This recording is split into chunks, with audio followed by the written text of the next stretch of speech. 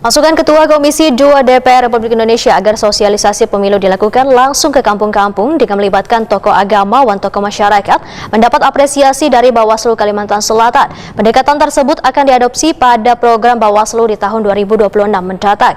Konsep edukasi berbasis komunitas jauh lebih efektif dibandingkan dengan kegiatan berskala besar yang sifatnya seremonial. Masukan Ketua Komisi 2 DPR RI Muhammad Rifki Nizami Karsayuda agar sosialisasi pemilu dilakukan langsung ke kampung-kampung dengan melibatkan tokoh agama dan tokoh masyarakat mendapat apresiasi dari Bawaslu Kalimantan Selatan.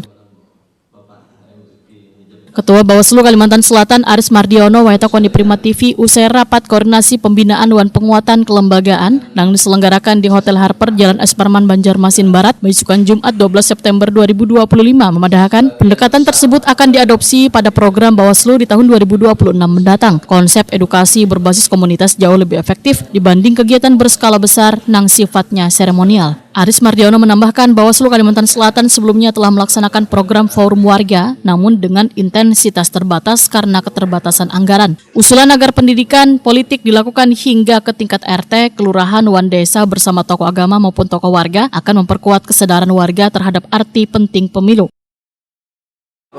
Ya, itu sangat baik sekali ya. Kami sangat mengapresiasi gagasan maupun ide dari Komisi 2 karena memang Komisi 2 itu ya mitra dari penyelenggara baik Bawaslu, KPU maupun DKPP, dan untuk persetujuan anggaran pun dari pembahasan melalui Komisi 2. Maka tadi apa yang disampaikan beliau di tahun 2026 itu akan ada beberapa kegiatan yang langsung terjun ke masyarakat. Kami sangat senang sekali karena memang konsep seperti itu yang menurut kami lebih mengena ketimbang kegiatan secara kolosal, massal dilaksanakan hanya 1-2 kali. Kira-kira efeknya lebih mengena kita terjun langsung ke masyarakat. Di tahapan yang lalu kita ada kegiatan yang namanya forum warga, tapi intensitasnya tidak terlalu banyak karena porsi anggarannya memang tidak besar untuk itu.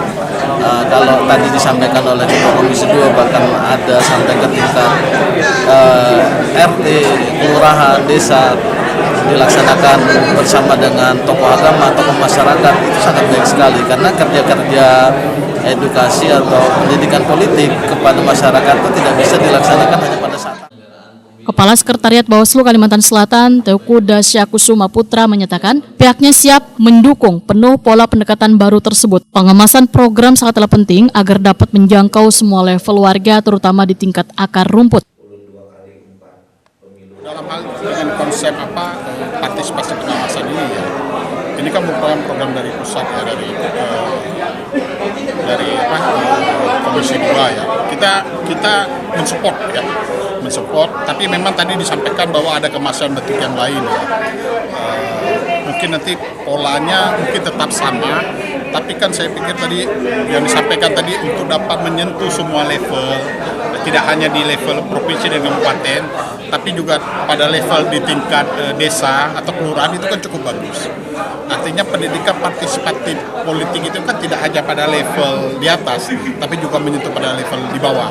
Apalagi dengan situasi dan kondisi ini, apa yang tadi dikemukakan oleh Pak Rifki tadi itu sangat bagus ya, dan sangat bagus dan sangat layak untuk diterapkan sehingga seluruh lapisan masyarakat itu bisa berpartisipasi dan bisa mengikuti secara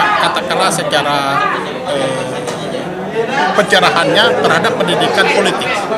Pendidikan politik ini kan dibangun dari grassroots. Grassroots itu kan adanya di masyarakat di bawah gitu. Sehingga dengan pemahaman partisipasi dengan melibatkan tokoh masyarakat, kemudian tokoh agama, alim ulama, ini kan cukup menarik.